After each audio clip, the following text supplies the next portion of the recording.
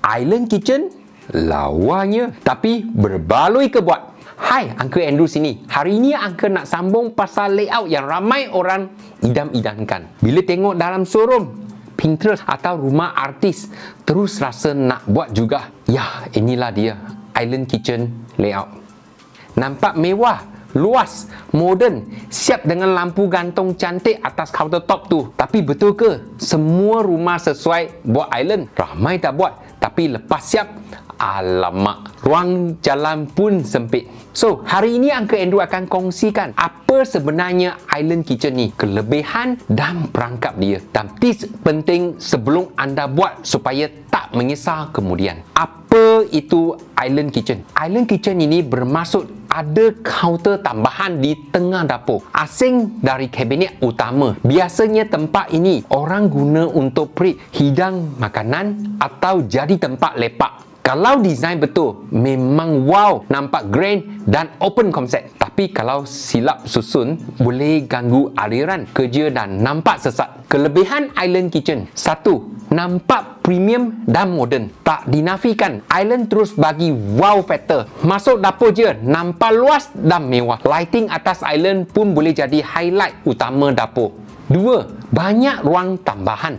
Island boleh jadi tempat prep makan ringan atau simpan barang. Ramai klien Uncle Andrew buat laci bawa Island khas untuk pinggang harian. Senang capai masa makan. 3. Tempat berkumpul dan interaksi. Sambil masak, boleh borak dengan keluarga atau tetamu. Uncle Andrew selalu cakap, Island ini bukan sekadar countertop, tapi heart of the kitchen. 4. Fleksibel. Boleh jadikan tempat basuh, tempat masak, atau bar, bergantung pada desain dan keperluan. Kekurangan Island Kitchen: 1. Perlukan ruang besar. Ini paling penting. Kalau jarak dari kabinet ke Island kurang 1.2 meter, terus rasa sempit dan susah buka laci kedua-dua belah. 2. Flow dapur boleh terganggu. Kalau salah posisi, Island boleh halang wood triangle. Nak ambil bahan dari fridge, kena pusing jauh. 3. Susah jaga kalau tak guna betul. Ramai orang buat Island tapi jarang guna. Akhirnya dia jadi tempat letak beg, surat dan pinggan belum basuh. Tips penting sebelum buat Island Kitchen: 1. Pastikan ruang minimum 3.5 meter darab dengan 3 meter. Kalau tak cukup, lebih baik guna peninsula atau G-shaped counter. 2. Tentukan fungsi awal. Nak jadikan tempat masak, basuh, makan, sebab setiap fungsi perlukan wiring dan pipe berbeza. 3. Pilih material countertop tahan lama. Quartz atau granite sangat digalakkan sebab Island tempat paling banyak guna. 4. Gunakan lighting yang fokus. Lampu gantung kecil atau pendant light bagi kesan mewah dan cozy. Siapa sesuai dan tak sesuai. Sesuai untuk rumah luas dengan open concept. Owner yang suka entertaining.